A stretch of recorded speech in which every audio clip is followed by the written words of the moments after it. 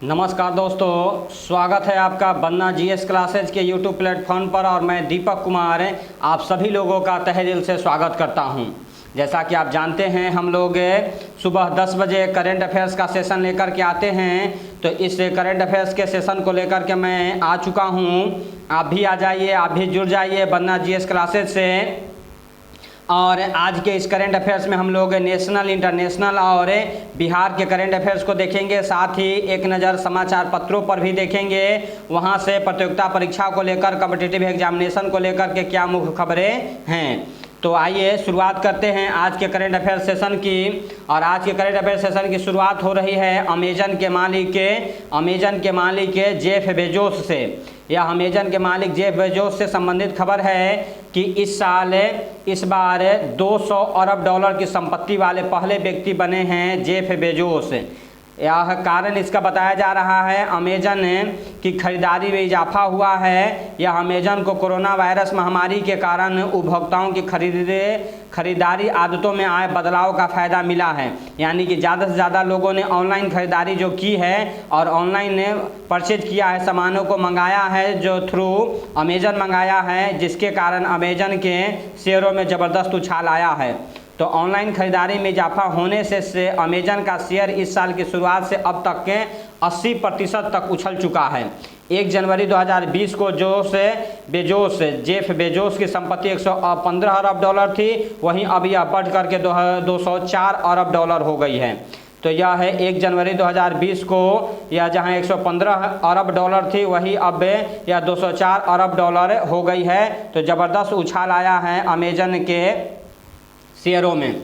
जहां लॉकडाउन के कारण लोगों की आर्थिक स्थिति प्रभावित हुई है, लोगों की इनकम प्रभावित हुई है, वहीं अमेजन जैसी कंपनियों का इनकम ज़बरदस्त रूप से उछला है। तो यह है, याद रखें, यह है 200 अरब डॉलर की संपत्ति वाले पहले व्यक्ति हुए हैं जेफ बेजोस, जो अमेजन के मालिक हैं।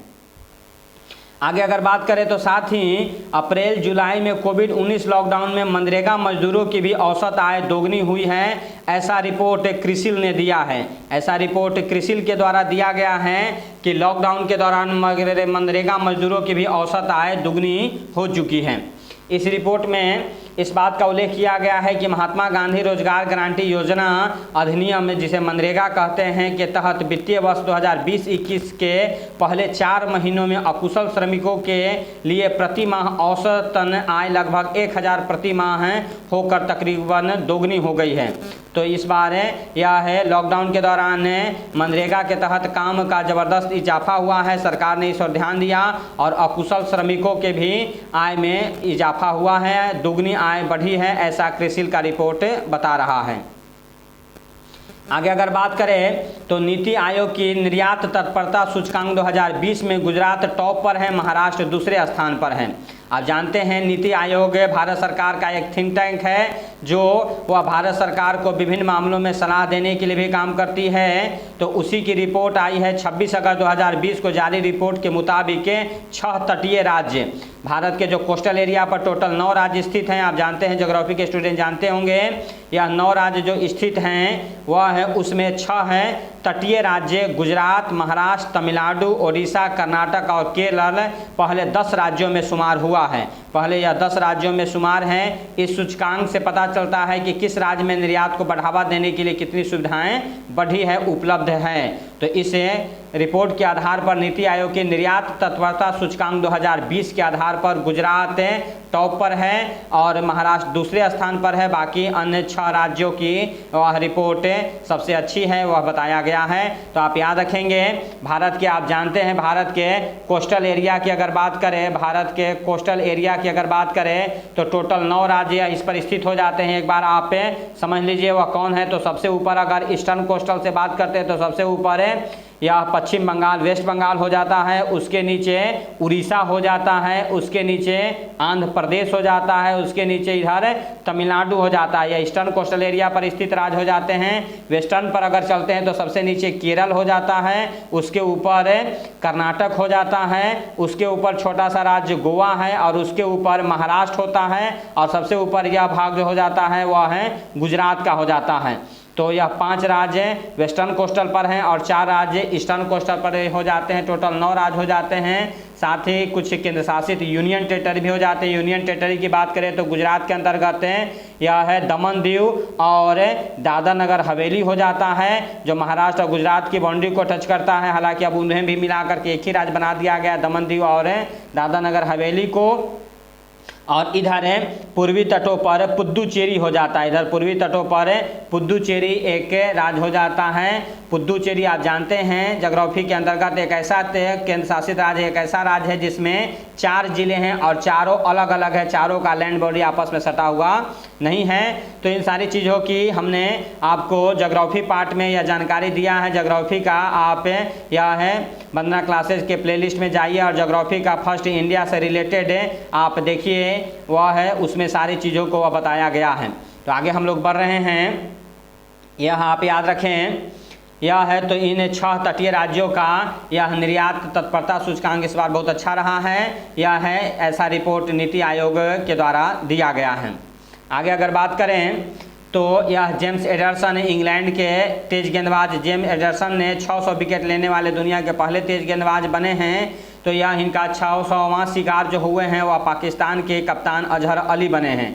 कप्तान अजहर अली को उन्होंने इंग्लैंड के कप्तान जो रूट के हाथों स्लिप में कैच करवा करके अपने 600 विकेट की उपलब्धि यह है हासिल किए हैं। अपने 156वें टेस्ट में 156 टेस्ट में इन्होंने 600 विकेट हासिल किया है, यह आप याद रखें। और 600 विकेट लेने वाले दुनिया के पहले तेज गेंदबाज बने हैं, पहले फास्ट बॉलर बने हैं। यह 600 विकेट लेने वाले खिलाड़ियों में 3 स्पिनर शामिल हैं, उसमें मुथैया मुरलीधरन हैं, शेनवार्न हैं और अपने देश के अनिल कुंबले हैं। 3 खिलाड़ी 600 विकेट से ज़्यादा लेने वाले खिलाड़ी तो हैं, लेकिन यह तीनों स्पिनर हैं। तेज गेंदबाजों में वह है पहले खिलाड़ी बने हैं। आगे अगर बात करें तो वित्त मंत्रालय या फाइनेंस मिनिस्ट्री के द्वारा राज्यसभा में प्रस्तुत किए गए आंकड़ों के मुताबिक प्रधानमंत्री मुद्रा योजना, जिसे PMMY कहते हैं, या प्रधानमंत्री मुद्रा योजना के तहत महिलाओं को ऋण देने की सूची में सबसे शीर्ष पर राज्य है तमिलनाडु। सबसे ज़्यादा महिलाओं को ऋण देने में सर्वोच्च स्थान रख रहा है तमिलनाडु प्रधानमंत्री मुद्रा योजना के तहत। आप जानते हैं प्रधानमंत्री मुद्रा योजना के तहत लघु उद्योगों को बढ़ावा देने के लिए, स्टार्टअप को बढ़ावा देने के लिए, स्टैंडअप को बढ़ावा देने के लिए यह है लोन दिया जाता है। तो उसी के तहत महिलाओं को लोन देने में सबसे आगे तमिलनाडु रहा है। ऐसा यह रिपोर्ट वित्त मंत्रालय के द्वारा राज्यसभा में प्रस्तुत किया गया है। आगे अगर बात करें तो हाल ही में जिस बैंक ने किसानों की साख का आकलन करने के लिए सैटेलाइट डाटा का उपयोग किया है वह कौन सा बैंक है? तो वह प्राइवेट सेक्टर की बैंक है ICICI बैंक। यह है ICICI बैंक के द्वारा यह हाल में बैंक ने किसानों की साख का आकलन करने के लिए सैटेलाइट डाटा का उपयोग करते हुए यह जानकारी दिया है। तो यह आप याद रखें, ICICI बैंक के द्वारा अब किसानों के साख आकलन के लिए सैटेलाइट डाटा का उपयोग किया गया है। साथ ही यह है चीन और पाकिस्तान से जुड़ा हुआ खबर है। हाल ही में जिस देश ने एक समारोह के दौरान पाकिस्तानी नौसेना के लिए निर्मित एक उन्नत नौसैनिक युद्धपोत लॉन्च किया है वह कौन सा देश है? तो वह है चीन है। चीन के द्वारा पाकिस्तानी नौसेना के लिए एक ये उन्नत नौसैनिक युद्धपोत लॉन्च किया गया है, यह है दिया गया है। आगे अगर बात करें तो वह देश जो लगभग 10 लाख रोहिंग्या मुसलमानों को भाषण 4 द्वीप पर स्थानांतरित करने की योजना बना रहा है वह कौन सा देश है? तो वह है बांग्लादेश है। यह भाषण 4 याद रखेंगे, स्पीच फॉर आइलैंड पर लगभग 10 लाख रोहिंग्या मुसलमानों को स्थानांतरित करने के लिए यह है बांग्लादेश की सरकार काम कर रही है। तो यह याद रखें, रोहिंग्या मुसलमान चीन में भी बहुत बड़ी संख्या में है जहां उन पर अत्याचार थोड़ा किया जाता है। तो यह है, और बांग्लादेश से भी यह खबर आ रही है रोहिंग्या मुसलमानों को जो म्यांमार से मूल रूप से जुड़े हुए माने जाते हैं, या रोहिंग्या मुसलमान मुख्य रूप से म्यांमार से जुड़े हुए माने जाते हैं जो अलग अलग देशों में फैले हुए हैं। तो बांग्लादेश की सरकार इन्हें भाषण 4 द्वीप पे स्पीच फॉर आइलैंड पर स्थानांतरित करने की योजना बना रही है लगभग 10 लाख रोहिंग्या मुसलमानों को। तो यह याद रखें। साथ ही भारतीय जूडो खिलाड़ी दीपांशु बालियन, याद रखना है नाम है दीपांशु बालियन, जूडो खिलाड़ी को नाडा के डोपिंग रोधी अनुशासन पैनल ADDP ने प्रतिबंधित पदार्थ फ्यूरोसेमाइड के सेवन के कारण 22 महीने के लिए प्रतिबंधित कर दिया है, निलंबित कर दिया है। तो याद रखना है, भारतीय खिलाड़ी जूडो खिलाड़ी दीपांशु बालियन को नाडा ने यह है प्रतिबंधित कर दिया है। कितने सप्ताह के लिए, कितने महीने के लिए? तो 22 महीने के लिए। कारण क्या है? डोपिंग रोधी अनुशासन पैनल ने इन्हें प्रतिबंधित किया है। यह है प्रतिबंधित दवा फ्लोरोसेमाइड या फ्यूरोसेमाइड का सेवन करने के लिए। तो यह दवा का नाम याद रखना है, आपसे पूछा जा सकता है कौन सा दवा, प्रतिबंधित दवा उन्होंने सेवन किया, तो फ्यूरोसेमाइड। और खिलाड़ी का नाम आपसे पूछा जा सकता है दीपांशु बालियन किस खेल से जुड़े हुए हैं? जूडो से जुड़े हुए हैं। और कितने महीने के लिए प्रतिबंधित किया गया है? तो इन्हें 22 महीने के लिए प्रतिबंधित किया गया है। तो इसे याद रखें। आगे अगर बात करें तो यह है देवघर जो बाबा बासुकीनाथ के लिए जाना जाता है। इस कोरोना काल में अभी तक उनका दर्शन बंद था, उनके दरवाजे बंद थे तीर्थयात्रियों के लिए, आम जनता के लिए, लेकिन अब यह श्रद्धालुओं के लिए गुरुवार से दरवाज़ा खोल दिया गया है। बाबा के दर्शन आप जाकर कर सकते हैं। तो डिटेल से अगर जाने तो देवघर के प्रसिद्ध बाबानाथ मंदिर, बाबा धाम मंदिर और बासुकीनाथ का दरवाज़ा श्रद्धालुओं के लिए गुरुवार से खोल दिया गया है। दोनों ही मंदिर लॉकडाउन के समय से लगातार बंद थे, लेकिन आपदा प्रबंधन द्वारा आदेश जारी किए जाने के बाद श्रद्धालुओं को दर्शन की अनुमति दे दी गई है। वह है कोरोना की बचाव को वह ध्यान में रखते हुए विभिन्न तरह की जो यह है सूचनाएं दी गई हैं, विभिन्न तरह के जो नियम है उसका पालन करते हुए आपको यह दर्शन करने की श्रद्धालुओं को अनुमति दी गई है। हाल में आप जान रहे हैं केरल में भी मंदिर में वह दर्शन के लिए पद्मावत मंदिर में भी यह है इजाज़त दिया गया। तो धीरे धीरे यह है मंदिरों के दर्शन करने के लिए खोला जा रहा है श्रद्धालुओं के लिए। आगे अब बिहार से बात करते हैं। अभी तक हम लोग वह देश विदेश के करंट अफेयर्स को देख रहे थे। अब बिहार के करंट अफेयर्स की बात करें तो यहाँ से जानिए, बिहार पुलिस एसोसिएशन ने राज्य के पुलिस महानिदेशक को पत्र लिखकर के मांग किया है कि समान प्रशासन विभाग के निर्देश के आलोक में 50 साल से अधिक उम्र के पुलिसकर्मियों के क्रियाकलापों की जांच और उनको सेवानिवृत्ति से पहले यानी रिटायरमेंट से पहले हटाए जाने की प्रक्रिया पर तत्काल रोक लगाने की पहल करें। राज्य सरकार ने, आपको विदित है, आपको जानकारी होना चाहिए कि बिहार राज्य सरकार ने 50 साल से अधिक के कर्मचारियों के क्रियाकलापों की जांच के बाद अनिवार्य सेवानिवृत्ति का आदेश जारी किया था। जो वह ड्यूटी सही तरह से नहीं कर पा रहे 50 साल से अधिक उम्र के कर्मचारियों को वह हटाने की बात है। लेकिन अब पुलिस एसोसिएशन ने पुलिस महानिदेशक को या डीजीपी को पत्र लिख करके यह कहा है कि ऐसा न किया जाए या इस पर तत्काल रूप से रोक लगाई जाए। आगे अगर बात करें तो पटना हाई कोर्ट ने राज्य में कोरोना महामारी से उत्पन्न गंभीर हालात पर सुनवाई करते हुए राज्य सरकार को कोर्ट द्वारा उठाए गए मुद्दों पर पूरी जानकारी 8 सितंबर तक देने का निर्देश दिया है। राज्य सरकार को आदेश दिया गया है कि कोरोना काल में आप किस तरह से या इससे निपटने के लिए आपने वह है काम किया है, उन सारी की जानकारी 8 सितंबर तक पटना हाई कोर्ट को देना है राज्य सरकार को। तो यह है जो आदेश दिया गया है वह दिनेश कुमार सिंह एवं उनकी जनहित याचिका पर चीफ जस्टिस संजय करोल की खंडपीठ ने दिया है। दिनेश कुमार सिंह ने यह जनहित याचिका लगाया था और उस पर सुनवाई करते हुए पटना हाई कोर्ट के चीफ जस्टिस संजय करोल की खंडपीठ ने यह सुनवाई करते हुए बिहार सरकार को यह आदेश दिया है कि कोरोना काल के दौरान उत्पन्न हुई हालातों की जानकारी हमें दें।